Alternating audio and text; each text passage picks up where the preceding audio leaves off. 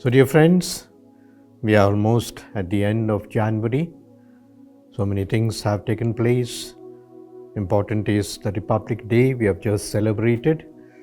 And also in this week, we have many events that are of note, a special importance also to us personally in our spiritual life, in the life of the Church, and also some saints that we remember.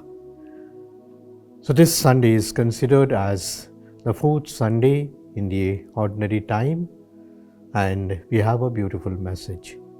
As usual, God speaks to us, and the message is about the prophet. The prophet. Perhaps someone can ask, who is a prophet?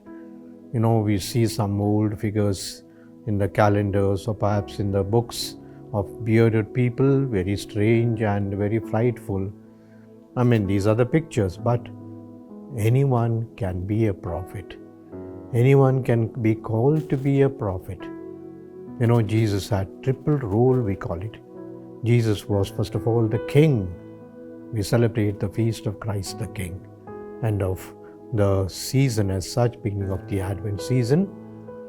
Christ as the priest, always, because Christ is the one who first offered the sacrifice. And Christ also plays the role of a prophet. And so a prophet is someone who speaks on behalf of God. On behalf of God. In fact, a prophet is one who interprets the will of God. It's not easy to be a prophet. There's a beautiful sentence in the Gospel which says, no prophet is welcome in his own country, in his own hometown. In fact, no prophet is welcome anywhere. People like to avoid prophets.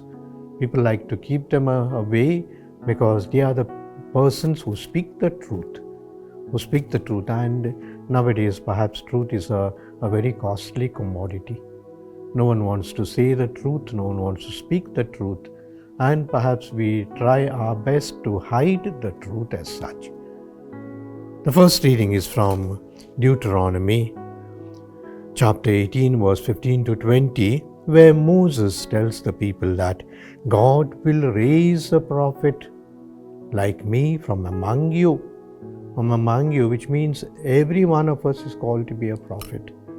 A prophet is not just a person perhaps who is old, who looks very frightful. No, every one of us is a prophet. A prophet is one who speaks the truth. And so perhaps we can even say that one who speaks the truth shares the prophetic role of Christ. Moses tells the people that, there are good prophets, there are bad prophets also. The bad prophets who try to compromise, who try to shade and to color in such a way that this is also okay, that is also okay. We call it compromise, making compromises. And so Moses says that, and God says that I will put my words in his mouth. Jesus' beautiful sentence when he says, when you are in these difficult situations, when you are led before kings and people who will try to persecute you, you don't have to say anything. I will put my words in your mouth. And so Moses says, I will put my words in your mouth, and you are supposed to say what I inspire you or what I say to you. Then you are a good prophet. But perhaps if he speaks a word which is not commanded by me, the reading says you will die. You will die because you can't speak lies on behalf of God. This is the strong role of the prophet. The second reading also speaks of what we call dedicating ourselves completely to God. St. Paul says, of course, marriage is good, but a person who is married has to be busy with his family, with his wife and children, house, and therefore perhaps he may not have as much time for others as he should be. And therefore, if you are unmarried, you can totally dedicate yourself to God. St. Paul is not making a comment about marriage, but about being able to serve the Lord fully or partially. As a prophet, you are a full-time prophet. You can't be a part-time to say that I will speak when perhaps some days of my life I will dedicate, I will say, other days I will go on as my mind says or perhaps my heart dictates. No, a prophet is a prophet for all times. And see in the gospel this a particular what we call uneasiness on the part of the people to accept Jesus as prophet. Because Jesus, first of all, in the Gospel of Mark, chapter 1, verse 21 to 28, Jesus cures a person, rather, he drives away the evil spirit from a person. A person was brought in front of him and struggling because to be gripped by the devil in his slavish hands, as it were, it's terrible. There are many people who are succumbed to the devil and they can't get out of it. Sad. And so Jesus drives away this devil, this evil from this man, and he is liberated. And people are all surprised. You know the beautiful expression that comes from their mouth to say that not only to say that a new teaching with new authority, because so far people spoke, perhaps even those who were considered as prophets spoke, but there was no authority. This man, that is Jesus, speaks and does. He speaks the truth, and at the same time he fights with the devils, he rather wages a battle with the devil and sends them away. And the people are very much happy with Jesus. Perhaps this is our prophetic role. All of us are called to play a prophetic role in our own life. Perhaps you can say that I can't go and preach to the world about this and that. Not necessary. In the place that you are in authority. Exercise your authority well, perhaps in your family, to teach your children what is correct, what is not correct. In your office, perhaps there is so much evil there that people have to tell lies, you have to take bribes, you have to perhaps do certain things which are not very good enough. But then the prophetic role demands of you to speak on behalf of God and to interpret God's will for the others. As I said, this is not a role only for priests and religious, it's a role for everybody.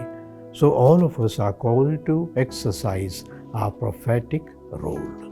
I now take you, friends, to what we call the Pope's intention for February. As I said earlier, the Holy Father Pope Francis gives an intention for prayer every month, so that in this whole month we can pray for that particular intention. And this intention of this month is very, very special. We have to understand the heart of the Pope Francis, who especially goes out for the poor, for the sick, for the downtrodden. And so this time the intention reads like this: for the terminally ill, for the sick, especially those who are in final stages of life, and their families, that they may receive the necessary medical and human care and accompaniment. You know, it's for the sick. The month of February is normally celebrated or rather remembered as the month of the sick.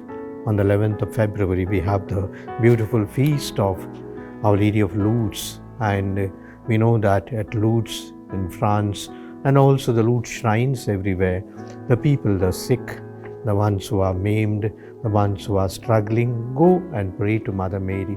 Some of them are cured, some of them perhaps experience that internal satisfaction, even if they are not cured, to accept the will of God. And so in this month of February, the Holy Father takes his intention to pray for those who are terminally ill. What's the meaning of terminally ill? There is no cure. There is perhaps no improvement. And so it is one way down the track, down the life, slowly collapsing, slowly perhaps surrendering and preparing for the last moments as such. And for many people, perhaps for some, the end comes very fast. Those who are suffering from cancer, those who are suffering from kidney disease, perhaps heart many others. There are days, months, sometimes even years when it goes down. The doctors declare to say that nothing can be done. Let him be at home, let him be with the people, and let perhaps this particular patient have the company of the family. And so they are brought home.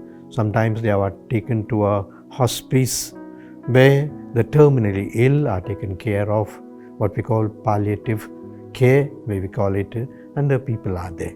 And so the Pope thinks of them. First of all, there is no cure. There can no coming back. Secondly, they are perhaps bedridden.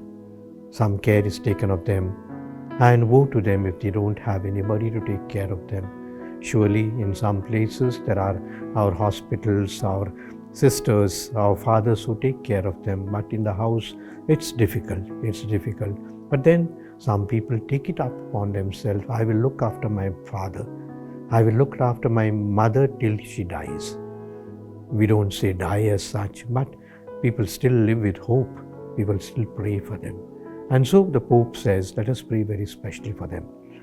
And in our Christian understanding, we don't hasten the end. Though the doctors say there is no hope. Some countries have come up with what's called euthanasia. Euthanasia is helping the people to die. Sometimes they give an injection, sometimes they fast, they don't give them food and certain things and bring them to an end a little faster than what is necessary. But the Church says this is not correct. Your date of birth, your time of birth is decided by God. Your time of death is also decided by God. Don't try to hasten it. So we wait for the natural process when perhaps the person gives up his soul into the hands of God. But there's a lot of difficulty. Perhaps some people linger on. It's a little of a botheration for the people understood. The families, it's a burden sometimes, and especially in the cities, that the people cannot go work, they have to look after, but it's a big sacrifice that is called upon. And sometimes, the people maybe, I don't say fed up as such, but they wait for it. But there are also persons who care for these people with love and affection till the last moment. And I think it's a blessing. And dear blessing of these people who are terminally ill on those who are taking care of them is something of a grace, as it were. And so we pray for this special intention for the people who are terminally ill, that we can take care of them as much as possible. And we pray also not only for the terminally ill patients, but those who are taking care of them, those who are looking after them, those who are perhaps every day washing, cleaning, giving things, feeding, etc. It's a long drawn story. But then perhaps we have to remember that also it may come to us also. One day perhaps we also will be bedridden and someone has to take care of us. I always say that it's a circle. What we do for others perhaps will also be done to us when we reach that age and stage of our life. Thirdly, we speak of a special feast that comes in this month, what we call the month of February, the 2nd of February, the presentation of our Lord. In the Gospel of Luke, chapter 2, verse 1 to 7, I think, we beautifully explained how the couple, Mary and Joseph, take Jesus to the temple. That was their custom. That was a custom that came much long before they could even think of it. And this custom comes from the Old Testament. In the Old Testament, it was defined and declared that every newborn child was to be taken to the temple to be offered to the Lord, rather it to be redeemed from the Lord, as it were, and taken possession of it. Leviticus chapter 12 mentions it, and also Exodus chapter 13 also mentions it. And so Mary and Joseph, as we know, as we have read in the Gospel, they take them to the temple, and there they meet two prophets. We spoke of prophets. Prophet Simeon and prophetess Anna. And Simeon taking the baby in his hands. Of course, he must have been very happy that he got this chance in his lifetime before he died to see the Messiah. And he's joyful. At the same time, looking at Mary, he says those strong words. Prophets are known to give strong words, which Mary may not have been prepared to hear. Or some could say that why should he spoil this beautiful, celebrative mood with those words?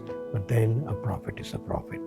And Prophet Simeon tells Mary that this son of yours is destined for the rise of many and also the fall of many. And Mary, for your heart, as it were, a sword will pierce. A sword will pierce. And the meaning of this is understood by Mary because this son is destined to suffer and die. And we see the ceremony by which Mary and Joseph, in order to redeem the son, that was this one, they had to give either a lamb. That was a rich man's contribution, and they were not rich. And so they give what's called 2 pigeons, 2 doves, as in exchange, as it were, and come. Prophetess Anna also is there, and she also meets Jesus and perhaps takes Jesus in her arms, as it were. And so what does this feast signify to us? It signifies to us our own offering to God, our own surrender to God. There are many people who celebrate this feast, as it were, going to the church and making this continuous offering to the Lord or surrender to the Lord. In fact, the priests and religious keep up this day as called as a day of surrender to the Lord, as a day of presentation of ourselves to God as such. And therefore, my dear brothers, I will be happy also if you could go to the church that day and make this a spiritual presentation of your life to God, so that God can do with you what He wants, to surrender to the will of God in your status as a family person, as a priest, as a religious, as a child, as a youth, anything that perhaps God will accept you as you are. There's another beautiful day that is coming on 30th of January. 30th of January is the day when Mahatma Gandhi was assassinated. And it happens to be a day of course, melancholy, a sorrow, a sadness to us. But it is celebrated also as a day of non-violence and peace. Mahatma Gandhi died for peace. Mahatma Gandhi was a votary of non-violence. That anything that can be done, but we don't have to do violence for that. So therefore, in the example of Mahatma Gandhi, this day also is celebrated, especially in our schools, to instruct our children about this great man, a noble soul. The great scientist Einstein is supposed to have said, there is not another man who has walked on this earth as great as Mahatma Gandhi. Because his principles, his life, his sacrifice, his commitment, and more than anything else, his joyful abandon to God Himself.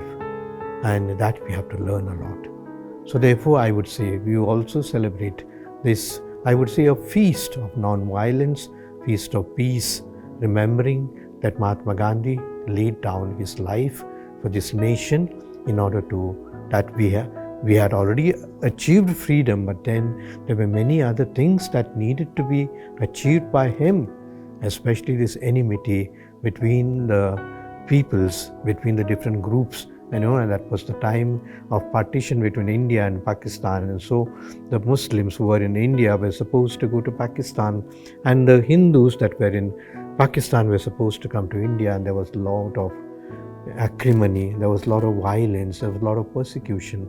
And Mahatma Gandhi repeatedly made perhaps appeals to the people. Maybe sometimes he succeeded, sometimes he didn't. But then in his death, he speaks loudly to us. He speaks that perhaps the world, an eye for an eye, a tooth for a tooth, will never get us things.